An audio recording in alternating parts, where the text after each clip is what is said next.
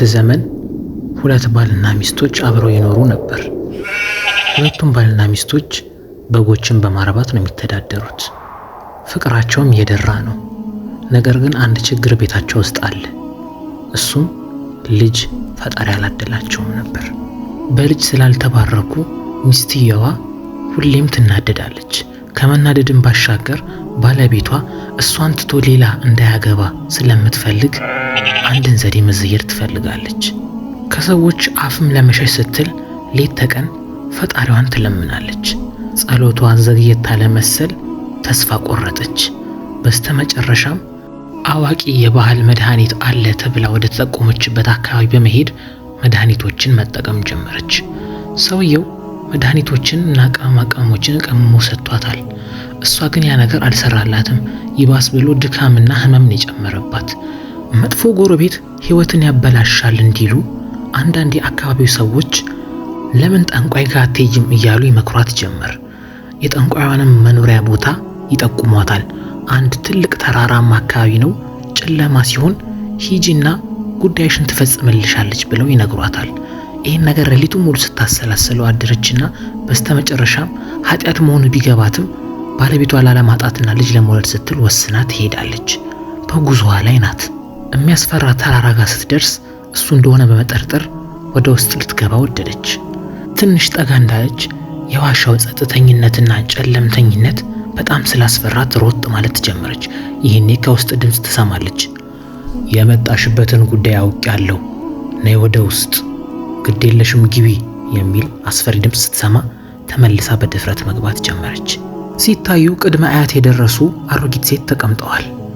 የመጣሽበትን ጉዳይ ስላወቅኩኝ ያን ጉዳይ ደግሞ እንድሰራልሽ ዘንድ እጅ ንሽኝ አለቻት። ማለትም የሆነ ንብረት ስጭኝ አለቻት። ያኔ ባለቤቷ አንገቷ ላይ ያሰረላት ውድ ልዑል ነበር። የሆነው ይሁን ከልጅ አይበልጥብኝም በማለት ነቀላ ሰጠቻት። እንደ ሰጠቻትም ጠንቋያ ሴት አይታ ተደሰተች፣ ምክንያቱም በጣም ውድ ዕቃ ስለሆነ። በመቀጠል ወደ ትብታዋና ወደ ጥንቆላዋ ገባች። ከዛም ከዚህ ከዋሻው ራቅ ወዳለ ቦታ የተተከለ የብርቱካን የሚመስል ዛፍ አለ። እዛ ዛፍ ላይ ሁለት አይነት ፍሬ ነው ያላቸው፣ አረንጓዴና ቢጫ። አረንጓዴውን ከተመገብሽ ፍሬያማ ትሆኛለሽ ብላ ነገረቻት። የቸገረው እርጉዝ ያገባል ለሀገሬ ሰው ሲተርት ምንድነው አማራጯ? እሷ እሺ ብሎ መቀበል። ስለዚህ ሰምታት ወዳለችው ቦታ መፈለግ ጀመረች። የጠቆመቻት ቦታ ራቅ ያለ ስለሆነ ጊዜው ደግሞ እየመሸ ስለሆነ ወደ ቤቷ ለመሄድ ቆረጠች። የመጣችበትን ቦታ በማስተዋል ወዲያው ወደ ቤቷ መሄድ ጀመረች እና ድንገት መንገድ ላይ አንድ እንግዳ ነገር ያጋጥማታል። ምርኩዝ ያዙ ትልቅ ሽማግሌ ከጠንቋይዋ ዋሻ ውስጥ እንደወጣች ስላዩ ምክር ብጤ ጣል ሊያርጉላት ስለፈለጉ አንገዷ ላይ ቆሙና ልጄ ፈጣሪን የሚያስቆጣ ነገር ማድረግ የለብሽም። ፈጣሪ ማንኛውም ነገር ስትፈልጊ እሱ ይሰጥሻል። በእርግጥ ሊዘገይ ይችላል ጸሎት፣ ግን ሁሉ ነገር መልስ አለው። ባክሽን አዳምጪኝ ብለው በትህትና ነገሯት። ሚስትየው በግልፍተኝነት ምን አገባህ አንተ ሽማግሌ፣ አርፈ መንገድን ሂድ ብላ በማመናጨቅ ትታቸው ትሄዳለች። ግን መንገድ ላይ ልቧ ተሰበረ። ምክንያቱም እንዴት ሊያውቁብኝ ቻሉ ብላ። የሆነው ሆኖ ወደ ቤቷ ደረሰች። ባለቤቷንም አገኘችው። እራትም ሰርታ ስለነበር እራት እየበሉ ያለውን ነገር ነገረችው። ማለትም የሆነ ሰው ጥሩ መድኃኒት አለ ወደዚህ የሚባል አካባቢ ላይ፣ እሱም ደግሞ የብርቱካን ቅርጽ አለው እንድታመጣልኝ ብላ ነገረችው። ጠንቋይ ናት የጠቆመችኝ ብላ ግን አልነገረችውም። እሱም ታዛኝ ነኝ በማለት ፍለጋ ወደ ተባለው ቦታው ሩቅ ነው፣ በዛ ላይ አድካሚ፣ በዛ ላይ ብዙ ቀለብ አልያዘም።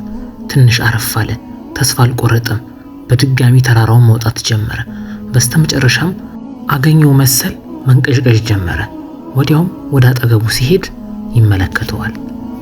ወንድ አገኘሁት የተባልኩትን ፍሬ በማለት መቀነጣጠስ ጀመረ።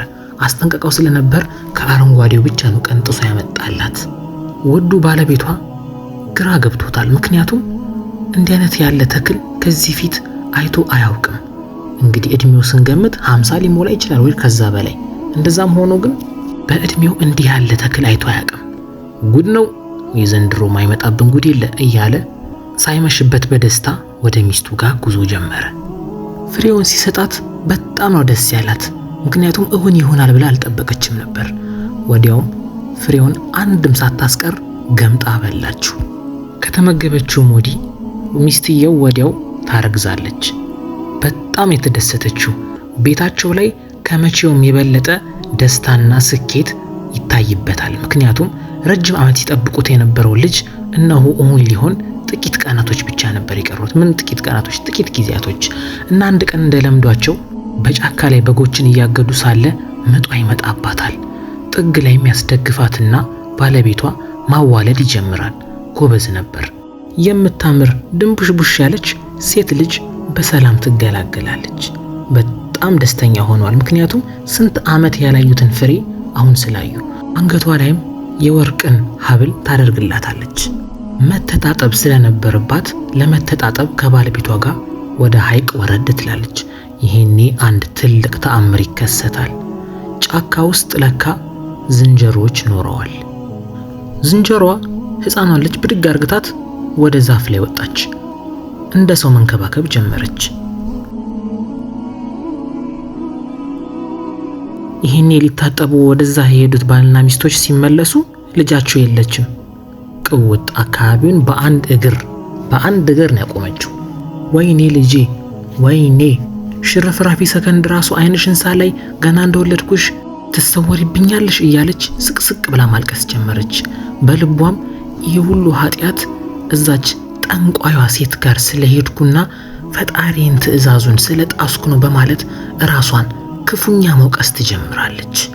እንደው በዛች በተረገመች ቀን እንደው ምን ሲገፋፋኝ ነው ያቺ ጠንቋይ ሴት ጋር የሄድኩት? ወይኔ ፈጣሪ፣ በዛ ነው የምትቀጣኝ አንተማ። ወይኔ እንደው ምን አጠፋው? እንደው ወልጄ ዓይኗን አንድ ቀን እንኳን እኔ ጋር ሳትቀመጥ። አንቺ ጠንቋይ ግን ፈጣሪ ስራሽን ይስጥሽ፣ ህይወቴን አበላሽሽ እያለች ሌት ተቀን ሳትቀመጥ ማንባት ማልቀስ ትጀምራለች። ማይነጉድ ጊዜ የለም። ጊዜው ነጎደ። ከ10 ምናምን ዓመት በኋላ የጠፋችው ልጅ ከዝንጀሮቹ ጋር ደስተኛ ህይወት ትኖራለች። ያው ጫካን ያደገችው ስትወለድ በጣም ነጭና የምታምር ጨረቃ ስለምትመስል አባትና እናቷ ቀመር ብለው ነው ስም ያወጡላት። ቀመር ማለት ያው ጨረቃ ማለት ነው። ስትታይ የምታሳሳዋች ቀመር ከጦጣዎች ጋር ስላደገች እንደው ከተፈጥሮ ፍራፍሬዎችን መመገብና መሮጥ መዝለል ትወዳለች። እንደ ሌሎቹ ህፃናት ከህፃናት ጋር ሰብሰብ ብላ መጫወትም አትወድም። ቀን ላይ የተመለከተችውን የአትክልት ስፍራ ሲመሽ ሄዳ መቀንጠስና መመገብ ትጀምራለች። ልክ እንደነጋም የእርሻው ባለቤት እንዴ ማን አባቱ ቢደፍር ነው ቆይ የአትክልት ስፍራዬን መጥቶ የበላው? ወጥመድ ማመጣል አለብኝ በማለት ወጥመድ ይጥላል። አጅሪት ለምዳለችና ዛሬም መታ መቀንጠስና መመገብ ትጀምራለች። ወጥመድ እንዳለ ማታቀም ሰፍ ብላ ስትሄድ ወጥመድ ውስጥ ጠልቃ ቀረች፣ ተያዘች እዛው።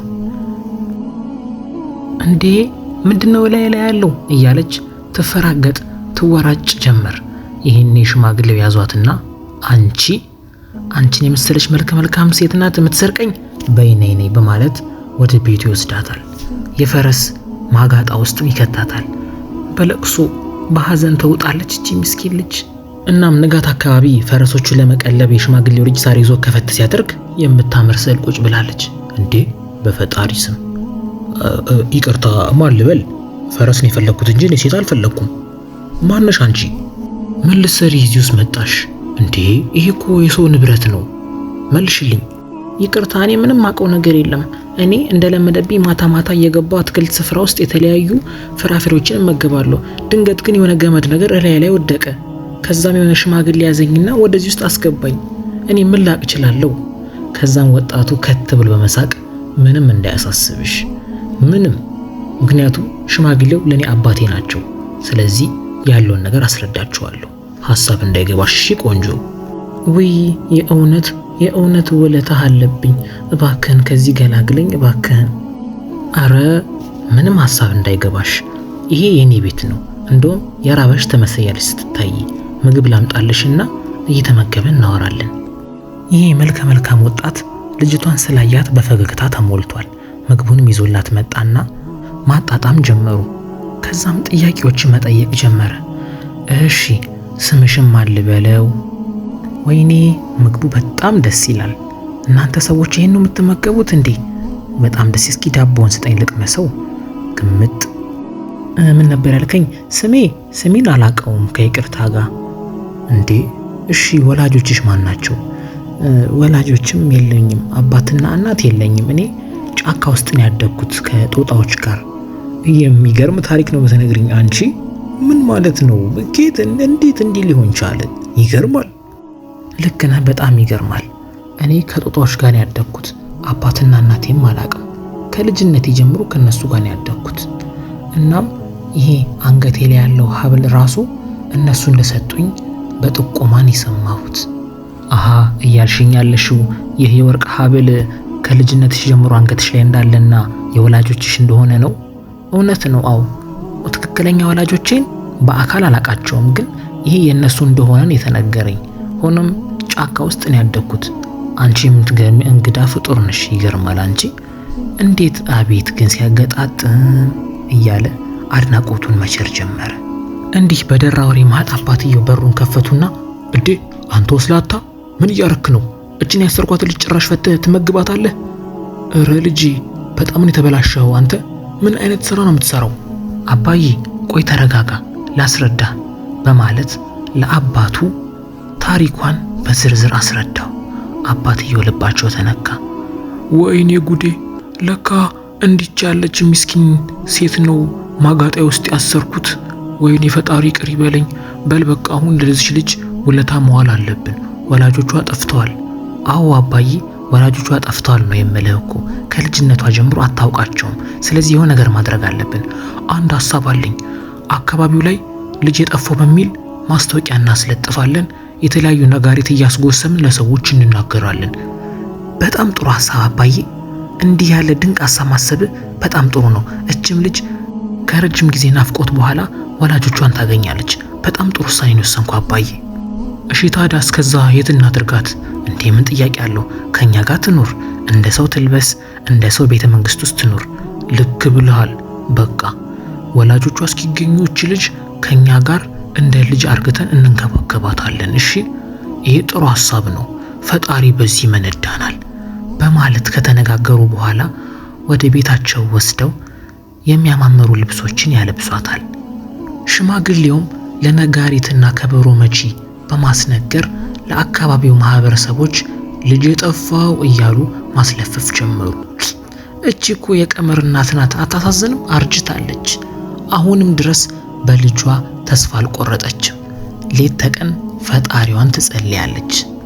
አምላኬ ሆይ ልጅ መልስልኝ እያለች የልጅ መጥፋት ማስታወቂያው በየአካባቢውና በየመንደሩ በጣም ስለተስፋፋ ልጅ የጠፋባቸው ሽማግሌዎች ሳይቀሩ ጉዳዩን ለመስማት ቋመጡ እና ይህም ዜና ወደ እነኚህ ሁለቱ ባልና ሚስቶች ጆሮ ደረሰ። አጣርታም ስትሰማ ለባለቤቷ ልጅ የጠፋች ከረጅም ዓመት በፊት የጠፋች ልጅ አሁን ተገኝታለች እያሉ ነው። ምናልባት የኛ ልጅ ትሆን? ምን ሊሆን ይችላል? ምን አለ ብናጣራ? ባለቤቴ እባክህ እንደው ፈጣሪ ይህን ነገር አሳክቶልኝ ከሆነ ለሱ እሰግድለታለሁ። እስኪ ለማንኛውም ለማጣራት መሄዳችን አይከፋም። ግድ የለህም እንሂድ የኔ ውድ ባለቤት። ወደ ገበያው ስፍራ ሄደን ማጣራት አለብን። ከሆነችም እሰየው፣ ካልሆነም ምንም ማድረግ አንችልም። እስኪ እንሂድ በማለት ጉዳዩ ወደ ተንሰራፋው አካባቢ ወይንም ገበያ ሊያጣሩ ተያይዘው መሄድ ጀመሩ። ሲመለከቱ ብዙ ልጅ የጠፋባቸው ወላጆች በሩ ላይ ተሰልፈዋል። አይተው ተስፋ አልቆረጡም። ግድ የለም ውዷ ባለቤቴ ወረፋ እስኪደርሰን እንጠብቃለን በማለት ጠበቁ። ከረጅም ጊዜ ልፋትና ሰልፍ በኋላ ወረፋቸው ደረሰ መሰል መቃረብ ጀመሩ። ብዙዎቹ ያዘኑ ይወጣሉ፣ ምክንያቱም ልጆቻቸውን ስላላገኙ። ቢሆንም ተስፋ አልቆረጡም። ደፍረውና ጠንክረው ወደ ውስጥ ገቡ። ተራቸው ሲደርስ ሰላም ዋላችሁ? አለን ይመስገነው። ምን ነበር አመጣጣችሁ? እኛ ልጅ ጠፍቶን ነው። እሺ ሁኔታውን ታስረዱን? ከረጅም ዓመታት በፊት እኔና ባለቤቴ በግ ልናግድ ወደ አካባቢው ሄደን ነበር። ያኔ ወልደን ጫካ ስራ አስቀምጠናት ነበር። ጦጣ ነበር ይዛብን ሄደችው። እስከዛሬ ድረስ አላገኘንም። አሃ ይሄ ነገር ያጠራጥራል። ለመሆኑ ይህን ነገር ግን እንዳምናችሁ ማስረጃ ይኖራችኋል? ልጃችሁ ላይ በሚገባ ማስረጃ አለ። ልጄን እንደወለድኳት ወዲያው አንገቷ ላይ የወርቅ ሐብል አጥልቄላት ነበር ካልጠፋ ብዙ ጦጣና ዝንጀሮ ያለበት ጫካ ውስጥ ነው በዛ ላይ የጠፋችብኝ። ይኸው ግልጽ ማስረጃ ይሄ ነው። ይህንን ታሪክ ልጅቷ ከኋላ ሆና ትሰማ ነበር። ደነገጠች። ይሄ ታሪክ ከህይወቷ ጋር ሙሉ ለሙሉ ይቀራረባልና። ከረጅም ጊዜ በኋላ ወላጆቹን በአይኗ ያየችውች እንስት አይኖቿ እንባዎችን መቆጣጠር አልቻሉም። እንደ ውሃ ይዘንባሉ። እየሮጠች ነው ያቀፈቻቸው። እየሮጠች የስንት ዓመት የልጅ ናፍቆት፣ ቤተሰባዊነት፣ ሰብአዊነት እንዲህ ሲተቃቀፉ በአይን አየን። ሁለት በልጆቻቸው ናፍቆት የሚሰቃዩ ወላጆች ልጃቸውን በማግኘታቸው በጣም ተደስቻለሁ። በጣም ነው የምናመሰግነው ለዚህ ደግነትህ። እንደው ወረታውን ለመክፈል ያብቃን። በጣም ነው የምናመሰግነው። እኛም እናመሰግናለን። እናንተም የእውነት ወላጆች መሆናችሁን ስናቅ ደስተኛ ሆነናል። ምክንያቱም እችን የመሰለች ቆንጆ ልጅ ስለሰጣችሁ ፈጣሪ። ወይኔ ልጄ ከስንት ዓመት በኋላ አገኘሁሽ። ፈጣሪያችንን እናመስግን።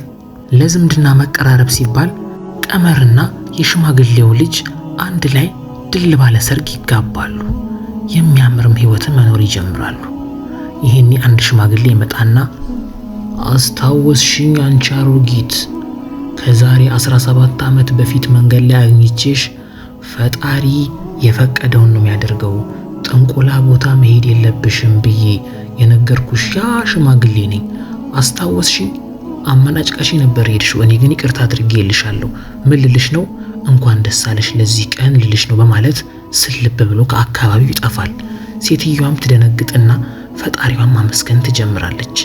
ይሄን እንደሰጣት ተመስገን አምላኬ፣ እንደው ምን ይሳነሃል? እፎይ።